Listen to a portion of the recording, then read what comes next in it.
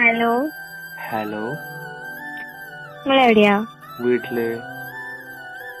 അതെ. ഓ, നിങ്ങൾക്ക് എന്തിപ്പോ എന്നോട് പഴയ പോലത്തെ സ്നേഹമൊന്നും ഇല്ലാത്ത? അതെന്താ ഇപ്പൊ അങ്ങനെ തോന്നാൻ കാരണം? എനിക്കിപ്പോ എന്നോടൊരു മൈൻഡും ഇല്ല. ആണോ? ആ. അതെന്താന്നറിയോ? എന്താ? ഞാൻ എന്നെ ആദ്യം കാണുന്ന സമയത്തേ ഓറഞ്ച് പോലെ തുടുത്ത് കള്ളൊക്കെ ചാടി നല്ല സുന്ദരി കുട്ടിയായിരുന്നു. പക്ഷെ ഇപ്പൊ ഒരുപാട് മാറിയിടും. ഇപ്പൊ ഉണങ്ങി തരിച്ച് സപ്പോട്ട പോലെയായി.